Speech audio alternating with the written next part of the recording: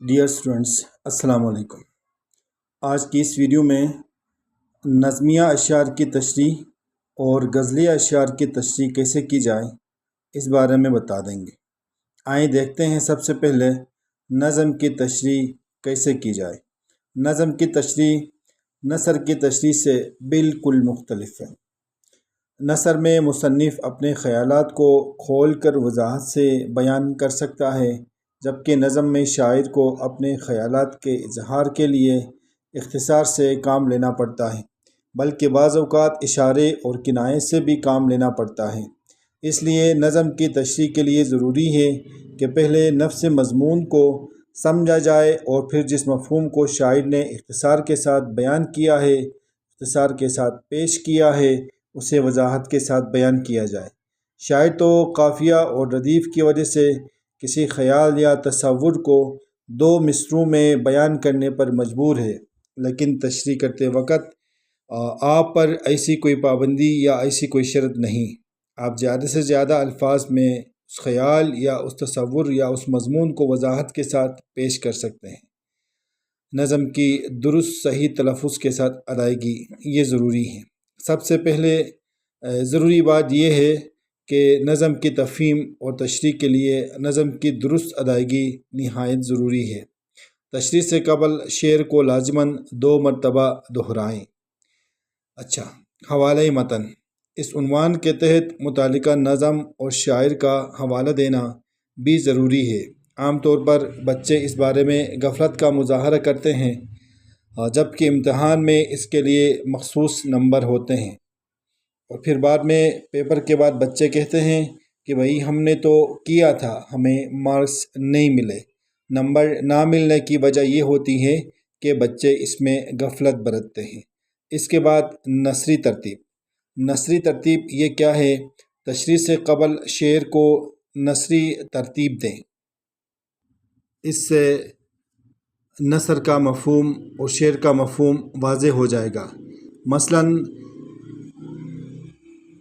بہادر شاہ ظفر کا ایک شعر ہے: کتنا بد نصیب ہے ظفر، دفن کے لیے 2 گز زمیں بھی نہ ملی کوئی یار میں۔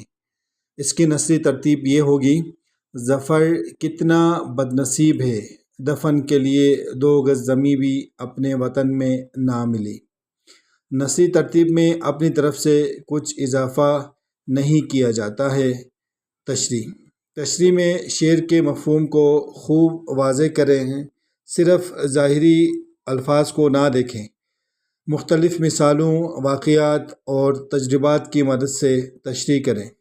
موقع کی مناسبت سے اشعار پیش کیے جائیں۔ قرآنی آیات، احادیث کا حوالہ دیں۔ مقولے لکھیں۔ اگر شعر میں علم بدیع کے اصطلاحات میں سے کوئی اصطلاح کا اگر ذکر ہے تو آپ اس کی تفصیل سے وضاحت کریں۔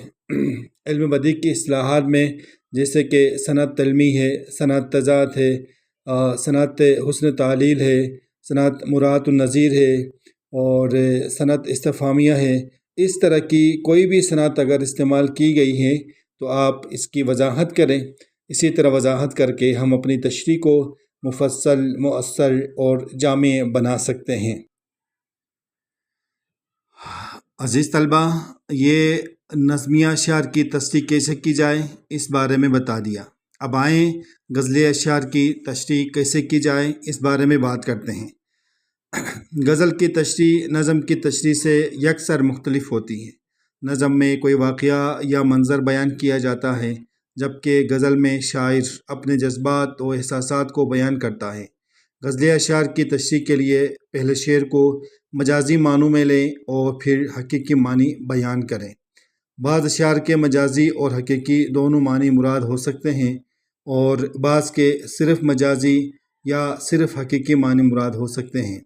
غزلیہ اشعار کی تشریح کرتے ہوئے مہذب اور شائستہ الفاظ استعمال کریں، جیسے عاشق کے بجائے شاعر، یا معشوق اور محبوبہ کے بجائے محبوب کا لفظ استعمال کریں۔ مؤنث کا صیغہ استعمال نہ کیا جائے۔ تشریح کے الفاظ جاندار ہونے چاہیے۔ اور ہر شعر کا مرکزی خیال سمجھنے کی کوشش کریں غزل میں۔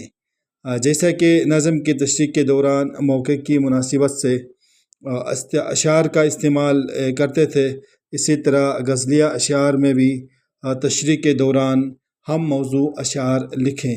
اگر شعر میں کسی علمی یعنی علم بدیع کی اصطلاحات میں سے کسی اصطلاح کا ذکر اگر بیان کیا گیا ہے تو اس کی وضاحت کریں۔ اسی طرح ہم اپنی تشریح کو مفصل، مؤثر اور مدلل بنا سکتے ہیں۔